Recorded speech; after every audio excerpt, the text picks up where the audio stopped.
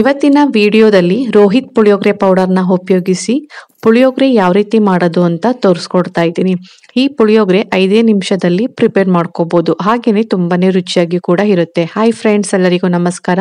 ನಾಗುಮಹಿ cooking ಚಾನಲ್ಗೆ ಸ್ವಾಗತ. ಹೊಸದಾಗಿ ನಮ್ಮ ಚಾನಲ್ನ ನೋಡ್ತಾ ಇದ್ರೆ ಸಬ್ಸ್ಕ್ರೈಬ್ ಮಾಡ್ಕೊಳ್ಳಿ. ಹಾಗೇನೆ ಪಕ್ಕದಲ್ಲಿರುವ ಬೆಲ್ ಐಕನ್ನ ಕ್ಲಿಕ್ ಮಾಡಿ. ಬನ್ನಿ ಇವಾಗ ಈ ಪುಳಿಯೋಗರೆನ ಯಾವ ರೀತಿ ಮಾಡೋದು ಅಂತ ನೋಡೋಣ. ಒಂದು ಪ್ಯಾನಿಗೆ ನಾನಿಲ್ಲಿ 200 ml ಆಗುವಷ್ಟು ಎಣ್ಣೆ ಹಾಕೊಂಡಿದ್ದೀನಿ. ಎಣ್ಣೆ ಬಿಸಿಯಾಗಿದ್ದ ನಂತರ ನಾನಿಲ್ಲಿ ಒಂದು 50 ಗ್ರಾಮ್ ಆಗುವಷ್ಟು ಕಡಲೆ ಬೀಜನ ಹಾಕೊಳ್ತಾ ಇದ್ದೀನಿ. ಈ ಪುಳಿಯೋಗರೆ ಗೊಜ್ಜಿಗೆ ನಾವು ಆದಷ್ಟು ಕಡಲೆ ಬೀಜನ ಜಾಸ್ತಿನೇ ಹಾಕೋಬೇಕು. ಅವಾಗಲೇ ಈ ಪುಳಿಯೋಗರೆ ತಿನ್ಬೇಕಾದ್ರೆ ಟೇಸ್ಟ್ ಸೂಪರ್ ಆಗಿ ಕೂಡ ಇರುತ್ತೆ. ಅದಕ್ಕೋಸ್ಕರ ನಾನು ಇಲ್ಲಿ ಸ್ವಲ್ಪ ಕಡಲೆ ಬೀಜನ ಜಾಸ್ತಿನೇ ಹಾಕೊಂಡಿದ್ದೀನಿ. ಇವಾಗ ಇದನ್ನ ಮೀಡಿಯಂ ಫ್ಲೇಮ್ ಅಲ್ಲಿ ಇಟ್ಕೊಂಡು ಕ್ರಿಸ್ಪಿ ಆಗೋವರೆಗೂ ಫ್ರೈ ಮಾಡ್ಕೋಬೇಕಾಗತ್ತೆ. ನೋಡಿ, ಇದನ್ನ ಹೈ ಫ್ಲೇಮ್ ಅಲ್ಲಿ ಇಟ್ಕೊಂಡು ಫ್ರೈ ಮಾಡ್ಕೋಬಾರ್ದು.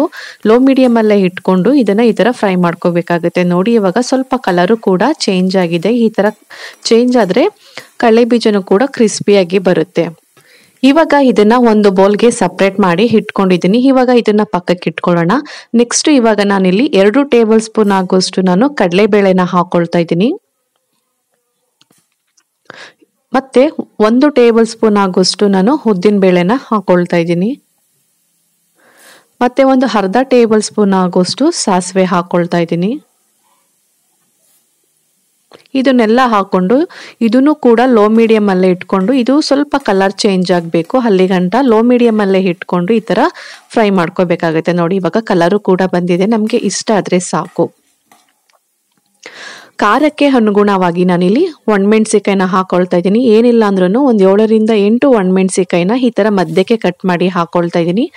ನಿಮ್ಗೆ ಜಾಸ್ತಿ ಬೇಡ ಅಂತ ಹೇಳಿದ್ರೆ ಕಡಿಮೆ ಕೂಡ ಬೇಕಾದ್ರೆ ನೀವು ಹಾಕೋಬಹುದು. ಸ್ವಲ್ಪ ಖಾರ ಚೆನ್ನಾಗಿದ್ರೇನೆ ಪುಳಿಯೋಗರೆ ಟೇಸ್ಟ್ ಕೂಡ ತುಂಬಾನೇ ಚೆನ್ನಾಗಿರುತ್ತೆ. 1 ಗೆಡ್ಡೆ ಬೆಳ್ಳುಳ್ಳಿನ ಸ್ವಲ್ಪ ಚಿಕ್ಕದಾಗಿ ಸಿಪ್ಪೆ ಎಲ್ಲ ರಿಮೂವ್ ಮಾಡಿ ಕಟ್ ಮಾಡಿ ಹಾಕೊಳ್ತಾ ಇದ್ದೀನಿ. ಯಾಕಂದ್ರೆ ಜಜ್ಬಿಟ್ಟು ಹಾಕಿದ್ರೆ ಎಲ್ಲ ಎತ್ತಾಕ್ಬಿಡ್ತಾರೆ ಅಂತ ಹೇಳ್ಬಿಟ್ಟು ಈ ತರ ಕಟ್ ಮಾಡಿ ಹಾಕ್ತಾ ಇದ್ದೀನಿ.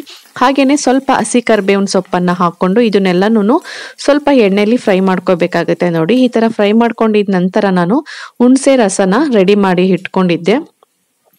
ನೀವು ಗೊಜ್ಜು ಎಷ್ಟು ಮಾಡ್ತಿರೋ ಅಷ್ಟು ನೋಡ್ಕೊಂಡು ಹುಣಸೆ ರಸನ ಹಾಕೊಳ್ಳಿ. ನಾನಿಲ್ಲಿ ಅರ್ಧ ಬೌಲ್ ಆಗೋಷ್ಟು ನಾನು ಹುಣಸೆ ರಸನ ಹಾಕೊಳ್ತಾ ಇದ್ದೀನಿ. ಇದನ್ನ ಒಂದು 5 ನಿಮಿಷ ಫ್ರೈ ಮಾಡ್ಕೋಬೇಕಾಗುತ್ತೆ.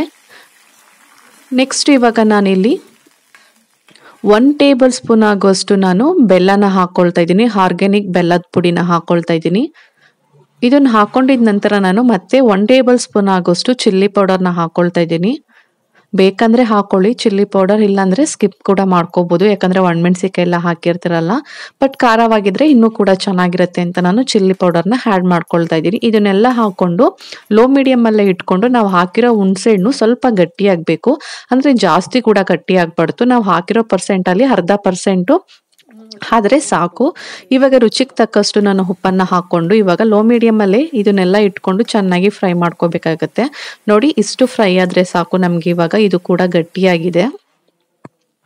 MTR ಪುಳಿಯೋಗರೆನ ಉಪಯೋಗಿಸಿ ಪುಳಿಯೋಗರೆ ಮಾಡಿ ತಿಂದಿರ್ತೀರಾ. ಆದ್ರೆ ರೋಹಿತ್ ಪುಳಿಯೋಗರೆ ಪೌಡರ್ನ ಉಪಯೋಗಿಸಿ ಯಾವತ್ತಾದ್ರೂ ಪುಳಿಯೋಗರೆನ ತಿಂದಿದ್ದೀರಾ? ಒಂದ್ಸಲ ಈ ರೋಹಿತ್ ಪುಳಿಯೋಗರೆ ಪೌಡರ್ನ ಉಪಯೋಗಿಸಿ ಈ ತರ ಪುಳಿಯೋಗರೆ ಮಾಡಿ ನೋಡಿ. ಟೇಸ್ಟ್ ಅಂತೂ ಸಖತ್ತಾಗಿ ಕೂಡ ಇರುತ್ತೆ. ನಾನಿಲ್ಲಿ ರೋಹಿತ್ ಅವರ ಪುಳಿಯೋಗರೆನ 100 ಗ್ರಾಮ್ ಆಗಷ್ಟು ತಗೊಂಡು ಹಾಕೊಳ್ತಾ ಇದ್ದೀನಿ. ಈ ಪೌಡರ್ನ ಹಾಕೊಂಡು ಜಸ್ಟ್ ಒಂದ್ 2 ರಿಂದ 3 ನಿಮಿಷ ಫ್ರೈ ಮಾಡ್ಕೋಬೇಕು. ಜಾಸ್ತಿ ಫ್ರೈ ಮಾಡಿದ್ರೆ ಅದ್ರ ಫ್ಲೇವರು ಕೂಡ ಬರಲ್ಲ. ಜಸ್ಟ್ ಒಂದ್ 2 ರಿಂದ 3 ಸೆಕೆಂಡ್ ಅಷ್ಟು ಫ್ರೈ ಮಾಡ್ಕೋತಾ ಇದ್ದೀನಿ. ನೆಕ್ಸ್ಟ್ ಇಲ್ಲಿ ಸ್ವಲ್ಪ ಕೊತ್ತಂಬರಿ ಸೊಪ್ಪನ್ನ ಹಾಕೊಂಡು ಇದನ್ನು ಕೂಡ 1 ಸೆಕೆಂಡ್ ಈ ತರ ಫ್ರೈ ಮಾಡ್ಕೊಳ್ಳೋಣ. ನಾವು ಅವಾಗ್ಲೇ ಸೆಪರೇಟ್ ಮಾಡಿ ಇಟ್ಕೊಂಡಿದ್ವಲ್ಲ ಕಡಲೆ ಬೀಜ, ಫ್ರೈ ಮಾಡಿ ಇಟ್ಕೊಂಡಿದ್ವಲ್ಲ, ಆ ಕಡಲೆ ಬೀಜನು ಕೂಡ ಹಾಕೊಂಡು 1 ರಿಂದ 2 ನಿಮಿಷ ಫ್ರೈ ಮಾಡ್ಕೊಂಡ್ರೆ ಆಯ್ತು. ಇವಾಗ ಸ್ಟವ್ ಅನ್ನ ಆಫ್ ಮಾಡ್ಕೊಳ್ತಾ ಇದ್ದೀನಿ.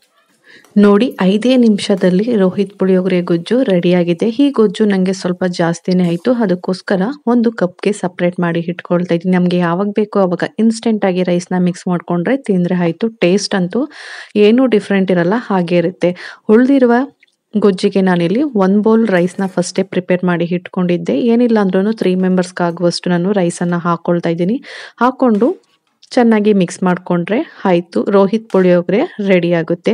ಇದಂತೂ ತುಂಬಾನೇ ರುಚಿಯಾಗಿರುತ್ತೆ, 100% ಟೇಸ್ಟಿಯಾಗಿ ಕೂಡ ಇರುತ್ತೆ. ನೋಡಿದ್ರಲ್ಲ ಈ ರೋಹಿತ್ ಪುಳಿಯೋಗರೆ ಪೌಡರ್ನ ಉಪಯೋಗಿಸಿ ಯಾವ ರೀತಿ ಪುಳಿಯೋಗರೆ ಮಾಡೋದು ಅಂತ. ಸೊ ನಾನು ಹೇಳ್ಕೊಟ್ಟಿರುವ ಟಿಪ್ಸ್ನ ನೀವು ಕೂಡ ಫಾಲೋ ಮಾಡಿ ಅದ್ಭುತವಾಗಿರುವ ಪುಳಿಯೋಗರೆ ರೈಸನ್ನು ಮಾಡಿ. ತುಂಬಾನೇ ಟೇಸ್ಟಿಯಾಗಿ ಕೂಡ ಇರುತ್ತೆ. ಇದನ್ನ ಟಿಫನ್, ಲಂಚ್, ಡಿನ್ನರ್ ಎಲ್ಲದಕ್ಕೂ ಸೂಪರ್ ಆಗಿ ಕೂಡ ಇರುತ್ತೆ. ಒಂದ್ಸಲ ನಾನು ಹೇಳ್ಕೊಟ್ಟ ವಿಧಾನದಲ್ಲಿ ಟ್ರೈ ಮಾಡಿ ನೋಡಿ, ಮತ್ತೆ ಹೇಗೆ ಬಂತು ಅಂತ ಕಮೆಂಟ್ ಮೂಲಕ ತಿಳಿಸಿ. Thank you for watching my videos. Bye, take care.